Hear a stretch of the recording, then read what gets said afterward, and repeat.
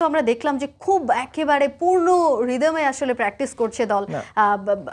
মাঠে যদি প্র্যাকটিস করতে নাও পারে তারপরও দেখা গেছে যে তারা যেভাবে প্র্যাকটিস করেছে এই বিষয়টা থেকে আসলে বোঝা যায় কিনা যে শ্রীলঙ্কার বিপক্ষে খুব সিরিয়াস একটা দলকে আমরা দেখতে পাবো বাংলাদেশ দল।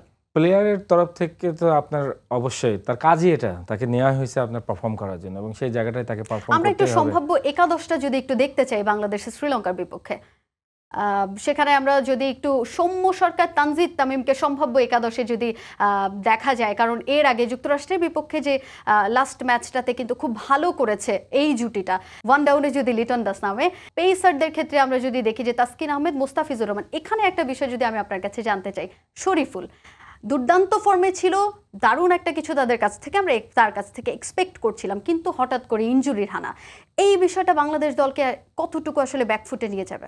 আমাদের বোলিং এই ওয়ার্ল্ড কাপে মানে আমরা সবচেয়ে বেশি বৈচিত্র্য বোলিং নিয়ে আমরা এসেছি এবং সেই জায়গাটায় শরীফুল ওয়াজ গুড শেপ। আমার মনে হয় এই মুহূর্তে মানে দলের অন্যতম সেরা পেসার ছিল তিনি।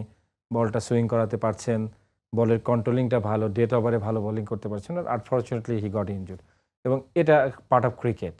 বাট অ্যাট দিস মোমেন্ট আপনি যদি দেখেন, বাট বাকি যারা আছে, আমি বোলিং ডিপার্টমেন্টের উপরে আস্থাটা রাখতে চাই। নগদে 500 টাকা বা তার বেশি পেমেন্টে পেতে পারেন ঢাকায় জমিসহ 20 কোটি টাকার পুরস্কার।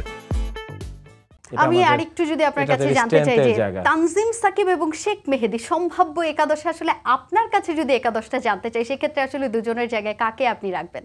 শেখ মেহেদীকে যদি আমরা নতুন বলে বোলিং না করে, তাহলে আমার মনে হয় না শেখ মেহেদী বেস্ট ইলেভেনে আপনার হয়তো জায়গা পাবে। তো সেই জায়গাটায় আমার তরফ থেকে হয়তো আমি সাকিবকে চাবো, বিকজ আপনার যে ধরনের উইকেট আপনি দেখছেন সব টিমই কিন্তু বাড়তি সুবিধা পাচ্ছে পেসারদের কাছ থেকে এবং সেখানে আপনার 3টা সিমার লাগবেই। আমরা একটু শ্রীলঙ্কার একাদশটাও যদি একটু দেখে আসতে চাই। They got some quality player, specially আপনার কুশল ম্যান্ডিসকে নিয়ে আমি খুব বেশি চিন্তিত, বিকজ ও আমাদের এগেনস্ট ওর এক্সট্রাঅর্ডিনারি পারফরমেন্স ক্যারি করেছে এবং কিছু প্লেয়ার আছে যারা আমাদেরকে পেলে আপনার মানে সবসময় ভালো খেলে।